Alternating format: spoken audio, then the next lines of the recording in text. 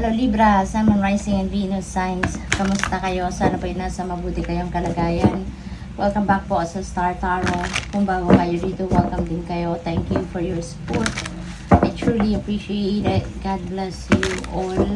Libra, pauna mensahe po ninyo ay Page of Michael. Ayan, sabi dito, there is an exciting new challenge para sa iyo.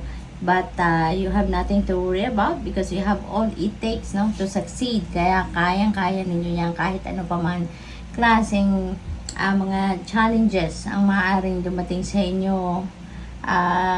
Kayang-kaya ninyong pagtagumpayan kasi you have all it takes, no, to succeed. At there is an important reminder para sa inyo sa ngayon kasi maaaring meron din kayong mga kontrata ang kailangang reviewin at pirmahan sa ngayon. Mga kontrata, legal documents, mga ganon. Kaya kailangan na papakiusap sa inyo ito na basahin ninyong mabuti before you sign that document. We have 7 of Ariel. Ayan. So, dito naman, maaaring ang iba sa inyo rito naghihintay na ng bunga ng inyong pagsisikap. No, naghihintay na kayo ng resulta, no, ng kung ano man ang mga pinagtrabahuan ninyo, pinag-effortan ninyo rito, no? At there is panawagan para sa inyo dito na be patient, no? A little bit more patience pa ang kailangan ninyong gawin dahil hindi pa to handa. Kung ano man yung ine-expect ninyo na resulta na kung ano man itong mga endeavor or mga projects or anything na pinagsikapan at pinagtatrabahuan ninyo, hindi pa to ready for now, no? Yung parang the universe is still working on it, no? At saka anyways, when divine timing comes, no, mangyayari na lang ito, diba? Let's always remember then, Libra, na everything happens for a reason, diba? Kung hindi pa yan handa sa ngayon, there is a valid reason for that, diba? At saka always remember na everything happens in divine order and timing. Kaya kahit ano man yung gawin natin, pagpipilit, no, hindi pa rin mangyayari kung ano man ang ine-expect ninyo. Okay? Kaya pasensya muna, no, maghintay, matutong maghintay. And remember that good things come to those who wait.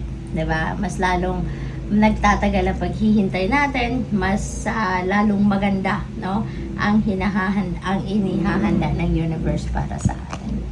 We have 3 of Ariel. Ayan. So, meron ditong mga katulong kayo na nadadating sa kung ano man ang mga gagawin ninyo, sa kung ano man yung mga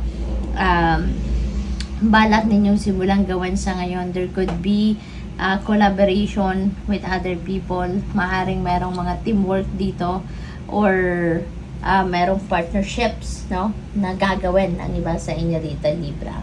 At tsaka ang maganda rin dito, no, parang nandito na kayo sa puntong magtatagumpay kayo, no, magtatagumpay na kayo sa kung ano man ang ginagawa ninyo kasi kung ano man ang endeavor na to, project na to, or ventures na to na gagawin ninyo, this is what you love to do. This is what interests you most. Kaya exciting ito para sa'yo. Kaya magsisipag ka dyan, magtsatsaga, yung ganon. We have 5 of Michael. Ayan. So, sabi dito, this situation doesn't serve you. No? Release your attachment to the outcome. Consider taking more uplifting approach. So, kailangan siguro ng bagong approach dito sa sitwasyon na to, no? Kasi yung eksaktong sitwasyon ninyo na pinagdadaanan sa ngayon in some areas of life, this is not what you deserve. This is not what is for your best interest, no? Kaya kailangan na ayusin, baguhin, 'di ba? At kailangan siguro na magkaroon kayo ng a little bit of adjustment, no? Dito. What else? We have 4 of Raphael.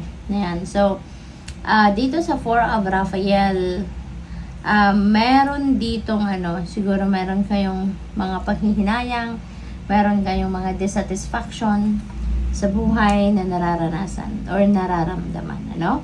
Meron kayo ritong mga alam mo yun, para may mga disappointments kayo or frustrations na nararanasan or na-experience. What else? We have 8 of Michael. Ayan, so, meron ditong mga self-imposed limitations, ang iba sa inyo, Libra, at reminder ito para sa inyo.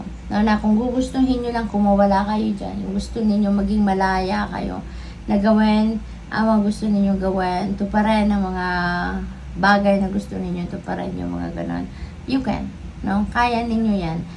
It's your decision, no? It's your decision. No one or no other person or people can decide that for you but you, no? Kaya nasa sa inyo yon. If you want to change the course of your life, if you want to change the path, no, na pinagdadaanan ninyo sa ngayon, kayang-kaya ninyong gawin yan.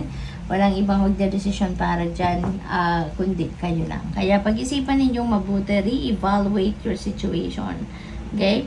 Kasi if you want to be free, you will be free. No? Ano ninyo yan? Kagustuhan ninyo yan. Maari din ang iba sa inyo rito, baka parang nagsaself-sabotage kayo. Maybe because hindi rin ninyo nakikita pa ang truth ng inyong sitwasyon. And maybe ayaw ninyo na mag-effort, no, para hanapin, tignan on a bigger perspective ang inyong sitwasyon. No? So siguro nga, kasi may mga negative feelings and emotions na nararamdaman ng iba sa inyo, kaya pwedeng na natatamad kayo dyan, or baka nawawalan kayo ng gana, napapagod na agad kayo, iniisip nyo pa lang, yung mga ganon ba, no? So, things will change though. Things will change. Kasi, lahat naman ng nangyayari sa buhay natin, hindi naman permanente. Lahat ng sitwasyon sa buhay natin, hindi permanente. Diba? Kaya magbabago at magbabago din ang sitwasyon ninyo. So, good luck sa iyo. Thank you for watching. Love and light. Namaste.